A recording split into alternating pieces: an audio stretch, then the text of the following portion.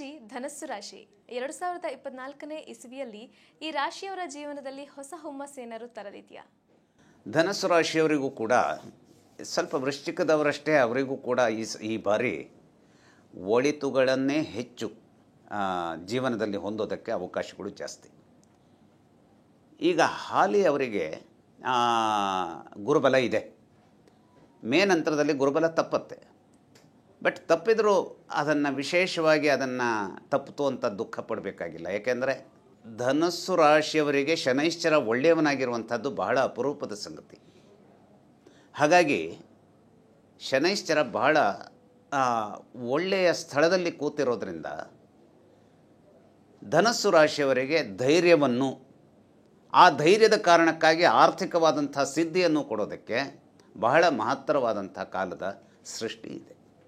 ಅದರಲ್ಲೂ ಬರುವ ಮೇ ತಿಂಗಳಿನವರೆಗೆ ಅಂದರೆ ಇನ್ನೂ ಒಂದು 4 ತಿಂಗಳಿನ ಒಂದು ಅವಕಾಶ ಇರೋದರಿಂದ ನಮ್ಮ ಹಣಕಾಸಿನ ವಿಚಾರವನ್ನು ನೈಸರ್ಗಿಕವಾಗಿ ಹೇಗೆ ಹೆಚ್ಚಿಸ್ಕೊಳ್ಬಹುದು ಅನ್ನೋದರ ಬಗ್ಗೆ ಬೇಕಾದಂಥ ಸಕಾರಾತ್ಮಕವಾದಂಥ ಯೋಜನೆಗಳನ್ನು ಇವರು ಹಾಕಿಕೊಳ್ಬೋದು. ಆದರೆ ಒಂದು ತೊಂದರೆ ಇವರಿಗೆ ಎಲ್ಲಿ ಬರುತ್ತೆ ಅಂತಂದರೆ, ಬುಧನ ಕಾರಣಕ್ಕಾಗಿ ಕೆಲವು ವಿಪ್ಲವಗಳನ್ನು ಎದುರಿಸಬೇಕಾದಂಥ ಸಂದರ್ಭ ಇರುತ್ತೆ. ಹಾಗಾದರೆ ಎಲ್ಲಿ ಆ ವಿಪ್ಲವ? ಏನು ಬಾಳ ಸಂಗಾತಿ ಅಂತ ಇರ್ತಾಳೆ ಅಥವಾ ಬಾಳ ಸಂಗಾತಿ ಅಂತ ಇರ್ತಾನೆ, ಇವನು ಯೋಚಿಸೋದೇ ಬೇರೆ, ಅವಳು ಅಥವಾ ಅವನು ಯೋಚಿಸೋದೇ ಬೇರೆ ಇರುತ್ತೆ. ಈ ವಿಪ್ಲವಗಳನ್ನು ಇಂಟೆಲಿಜೆಂಟ್ಲಿ ಇವತ್ತೇನಿರುತ್ತೆ, ಎಲ್ಲ ಕಷ್ಟಕರವಾದಂತಹ ಸಂದರ್ಭ ಬಂದಾಗ ನಮ್ಮ ಯಾವ ಇಂಟೆಲಿಜೆನ್ಸು ಕೂಡ ಉಪಯೋಗಕ್ಕೆ ಬರೋದಿಲ್ಲ. ಆದರೆ ಇಂಟೆಲಿಜೆಂಟ್ಲಿ ಅಥವಾ ಲಾಜಿಕಲಿ ಅಥವಾ ಇಂಟೆನ್ಸ್ ಆಗಿ ಒಂದು ಪರ್ಪಸ್ನೊಂದಿಗೆ ಸಕಾರಾತ್ಮಕವಾದ ಸ್ಪಂದನೆಯೊಂದಿಗೆ ಮುಂದುವರೆದಲ್ಲಿ ಆ ಸಮಸ್ಯೆಯನ್ನು ಕೂಡ ಇವರು ಸುಲಭವಾಗಿ ನಿಗ್ರಹಿಸಬಹುದಾದಂಥ ಅವಕಾಶವನ್ನು ಹೊಂದಿರ್ತಾರೆ.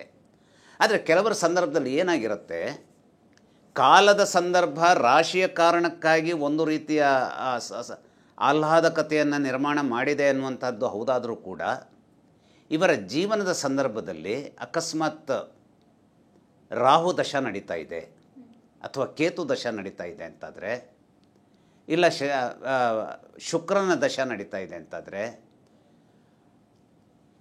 ಕೆಲವು ವಿಚಾರದಲ್ಲಿ ಇವರು ಪರದಾಡಬೇಕಾದಂತಹ ಸನ್ನಿವೇಶವೂ ನಿರ್ಮಾಣ ಆಗಬಹುದು. ಹಾಗಾದರೆ ಯಾವ ವಿಚಾರದಲ್ಲಿ ಪರದಾಡಬೇಕಾದಂಥ ವಿಚಾರ ಬರ್ಬೋದು? ಈಗ ಮಕ್ಕಳು ನಿಶ್ಚಿತವಾಗಿ ಇವರು ಡಿಸ್ಟಿಂಕ್ಷನನ್ನು ಹೊಂದುತ್ತಾರೆ, 90% ಬರುತ್ತೆ, ಇವರಿಗೆ ಡಾಕ್ಟರ್ ಸೀಟ್ ಸಿಗುತ್ತೆ, ಇಂಜಿನಿಯರ್ ಸೀಟ್ ಸಿಗುತ್ತೆ ಅಂತ ತಿಳ್ಕೊಂಡಿರುವಂಥ ಸಂದರ್ಭದಲ್ಲಿ ಯಾವುದೋ ಒಂದು ಅಕಸ್ಮಾತ್ ಆದಂಥ ಬೆಳವಣಿಗೆ ಆ ಸೀಟುಗಳು ಸಿಗದೇ ಹೋದಂಥ ಒಂದು ದುರ್ಬಲ ಸ್ಥಿತಿಯನ್ನು ನಿರ್ಮಾಣ ಮಾಡೋದ್ರಿಂದ ಆಗ ಮಕ್ಕಳು ಏನು ಮಾಡ್ತಾರೆ, ಆ ಸ್ಥಿತಿ ನಿರ್ಮಾಣ ಆದಾಗ ನಾವೇನು ಮಾಡ್ತೇವೆ, ನಮಗೆ ಮಾರ್ಕ್ಸ್ಗಳು ಸರಿಯಾಗಿ ಸಿಕ್ಕಿಲ್ಲ ಅಂತಾದರೆ ನಾವು ಡೊನೇಷನ್ ಸೀಟ್ಸಿಗೆ ಹೋಗಬೇಕಾಗತ್ತೆ. ಆಗ ಮಕ್ಕಳನ್ನು ನಾವು ನಿರಾಸೆಗೆ ತಳ್ಳುವಂಥದ್ದು ಕಷ್ಟ ಆಗುವಂಥ ಸ್ಥಿತಿ ಬರುತ್ತೆ. ಕೆಲವು ಮಕ್ಕಳು ಹಾಗಲ್ಲ, ನನಗೆ ಕಷ್ಟ ಆಗ್ತಾಯಿದೆ, ನೀನು ಇದನ್ನು ಮಾಡು, ನಿನಗೆ ಇದನ್ನು ಸಿಗದೆ ಹೋಗಿದ್ದರಿಂದ ಇದನ್ನು ಮಾಡಿ ಮುಂದೆ ಅದನ್ನೇನೋ ಸುಧಾರಿಸ್ಕೊಳ್ಬೋದು ಅಂತ ಹೇಳಿದ್ರೆ ಕೇಳ್ತಾರೆ. ಆದರೆ ಈ ಮಾತುಗಳನ್ನು ಕೇಳಿಸ್ಕೊಳ್ಳುವಂಥದ್ದು ಕೆಲವು ಸಲ ಈ ಧನುಸ್ಸು ರಾಶಿಯವರಿಗೆ ಆ ರೀತಿ ಮಾತುಗಳನ್ನು ಕೇಳಿಸ್ಕೊಳ್ಬೋದಾದಂಥ ಮಕ್ಕಳು ಒಮ್ಮೆಗೆ ಹಠಮಾರಿ ಆಗುವಂತಹ ಸನ್ನಿವೇಶ ನಿರ್ಮಾಣ ಆಗಿಬಿಡ್ಬೋದು. ಇನ್ ಅಡಿಷನ್ ಟು ದಿಸ್, ಕೆಲಸದ ಸ್ಥಳದಲ್ಲಿ ಸ್ಟ್ರೆಸ್. ಕೆಲಸದ ಸ್ಥಳದಲ್ಲಿ ಸ್ಟ್ರೆಸ್ ಅಂದರೆ ಏನು? ನಿನ್ನೆಯವರೆಗೂ ನನಗೆ ಬಹಳ ಅದ್ಭುತವಾಗಿ ನಡೀತಾ ಇತ್ತು, everything was under my control. ಆದರೆ ನಾಳೆ ಏನಾಗುತ್ತೆ, ಯಾವುದೋ ಒಬ್ಬ ವ್ಯಕ್ತಿಯ ನಿವೃತ್ತಿಯಿಂದಾಗಿ ಅಥವಾ ಯಾವುದೋ ಒಬ್ಬ ವ್ಯಕ್ತಿಯ ಅಕಸ್ಮಾತ್ತಾದ ಸಾವಿನಿಂದಾಗಿ ಅಥವಾ ಯಾವುದೋ ಒಂದು ವ್ಯಕ್ತಿಯ ಅಂದರೆ ಆ ವ್ಯಕ್ತಿ ಧನುಸ್ಸು ರಾಶಿಯವರ ವೃತ್ತಿ ಜೀವನದಲ್ಲಿ ಆ ಸಹೋದ್ಯೋಗಿ ರೋಗದ ಕಾರಣಕ್ಕಾಗಿ, ದೀರ್ಘವಾದ ರಜೆ ಹಾಕೋ ಕಾರಣಕ್ಕಾಗಿ ಇನ್ನಿಷ್ಟು ಸ್ಟ್ರೆಸ್ ನಿರ್ಮಾಣ ಆಗುವಂತಹ ಸ್ಟ್ರೆಸ್ ನಿರ್ಮಾಣ ಆದರೆ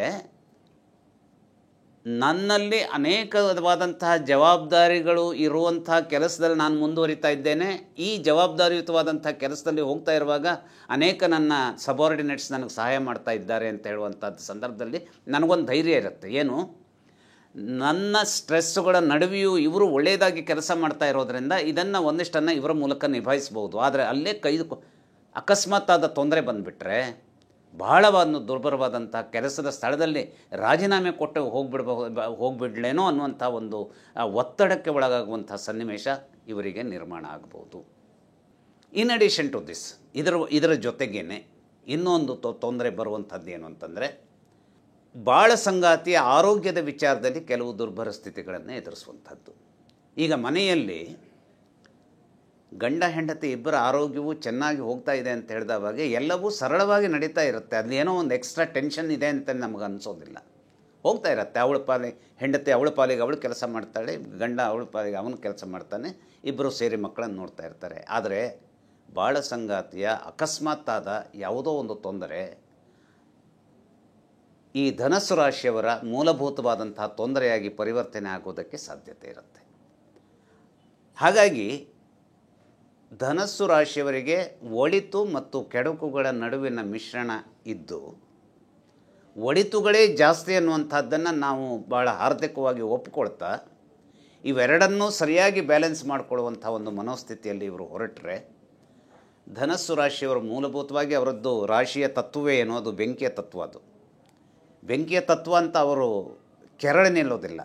ಆ ಬೆಂಕಿಯನ್ನು ಅಂದರೆ ಸೀತೆ ಅಗ್ನಿದಿವ್ಯವನ್ನು ಪ್ರವೇಶಿಸಿ ತಾನು ಪರಿಶುದ್ಧೆಯಾಗಿದ್ದೇನೆ ಅನ್ನುವಂಥದ್ದನ್ನು ಹೇಗೆ ತೋರಿಸಿದಳೋ ಹಾಗೆ ಆ ಬೆಂಕಿಯಲ್ಲಿಯೂ ಕೂಡ ನನ್ನ ಕರ್ತವ್ಯವನ್ನು ನಾನು ನಿರ್ವಹಿಸ್ತೇನೆ, ನನ್ನ ಈ ಒಂದು ಬೆಂಕಿಯ ತಾಪದಲ್ಲಿ ನಾನು ನರಳುತ್ತಾ ಇದ್ದರೂ ಕೂಡ ಇದನ್ನು ಹೇಗೋ ಒಂದಿಷ್ಟು ನಾನು ಇದನ್ನು ಕಂಟ್ರೋಲ್ ಮಾಡಿ ಇದನ್ನು ನೆರವೇರಿಸ್ತೇನೆ, ಇದನ್ನು ಮಾಡ್ತೇನೆ ಅನ್ನುವಂಥ ಒಂದು ಮನೋಭಾವಕ್ಕೆ ಮತ್ತು ಸಂಕಲ್ಪಕ್ಕೆ, ಆ ಕಮಿಟ್ಮೆಂಟಿಗೆ ಒಳಗಾದರೆ ಇವರು ಗೆಲ್ತಾರೆ. ಆದರೆ ಯಾವ ಕಾಲದಲ್ಲೂ ಇವರು ಸಿನಿಮಾದ ಸಂದರ್ಭದ ಪ್ರೊಡಕ್ಷನಿಗೆ ಅಥವಾ ನಾಟಕದ ಸಂದರ್ಭದ ಪ್ರೊಡಕ್ಷನ್ಸಿಗೆ ಅಥವಾ ಮಾಡೆಲಿಂಗ್ ಕ್ಷೇತ್ರ ಅಥವಾ ಯಾವುದೇ ಇರಲಿ, ಮಾಡೆಲಿಂಗ್ ಕ್ಷೇತ್ರ ಅಂತಂದರೆ ನಾನು ಹೇಳುವಂಥದ್ದು ಕೇವಲ ಮಾಡೆಲ್ಗಳಾಗಿ ಇರುವಂಥದ್ದು ಅಂತಲ್ಲ. ಮಾಡೆಲ್ಗಳು ನಮಗೆ ಎದುರಿನಲ್ಲಿ ಕಾಣುವಂಥದ್ದು, ಆದರೆ ಆ ಮಾಡೆಲಿಂಗ್ ಬಿಸ್ನೆಸ್ ಇದೆಯಲ್ಲ ಅದನ್ನು ನಡೆಸುವಂಥದ್ದು ಒಂದಿರ್ತದಲ್ಲ, ಅದನ್ನು ನಡೆಸುವಂಥದ್ದಕ್ಕೆ ಬಹಳಷ್ಟು ಧೈರ್ಯದಿಂದ ಮುನ್ನುಗ್ಗೋದು, ಇದೆಲ್ಲ ಈ ಒಂದು ವರ್ಷದ ಮಟ್ಟಿಗೆ ಇವರು ಏನನ್ನು ಮಾಡಬೇಕು, ತಮ್ಮನ್ನು ತಾವು ನಿಯಂತ್ರಿಸ್ಕೊಳ್ಬೇಕು. ಹಾಗಾಗಿ ಇರುವಂಥ ಬಿಸ್ನೆಸ್ಸನ್ನು ಆ ಮಟ್ಟದಲ್ಲಿಯೇ ಹೋಗುವಂಥ ಒಂದು ರೀತಿಯಲ್ಲಿ ಇವರು ಬ್ಯಾಲೆನ್ಸ್ ಮಾಡಿದರು ಅಂತಾದರೆ ಖಂಡಿತವಾಗಿಯೂ ಇವರು ಈ 2024 ಒಳ್ಳೆಯದಾಗಿ ಎದುರಿಸಬಹುದು. ಧನ್ಯವಾದ ಗುರುಜಿ. ಅನುಕ್ಷಣದ ಸುದ್ದಿಗಳಿಗಾಗಿ ವಿಸ್ತಾರ ನ್ಯೂಸ್ ಯೂಟ್ಯೂಬ್ ಚಾನೆಲ್ ಸಬ್ಸ್ಕ್ರೈಬ್ ಮಾಡಿ. ಹೊಸ ಸುದ್ದಿಗಳ ನೋಟಿಫಿಕೇಶನ್ಗಾಗಿ ಬೆಲ್ ಐಕಾನ್ ಕ್ಲಿಕ್ ಮಾಡಿ. ಲೇಟೆಸ್ಟ್ ಅಪ್ಡೇಟ್ಸ್ಗಾಗಿ www.vistaranews.com ವೆಬ್ಸೈಟ್ಗೆ ವಿಸಿಟ್ ಮಾಡಿ. ಅಂಗೈಯಲ್ಲೇ ಜಗತ್ತಿನ ಸುದ್ದಿ ತಿಳಿಯಲು ವಿಸ್ತಾರ ನ್ಯೂಸ್ ಕನ್ನಡ ಆಪ್ ಡೌನ್ಲೋಡ್ ಮಾಡಿ.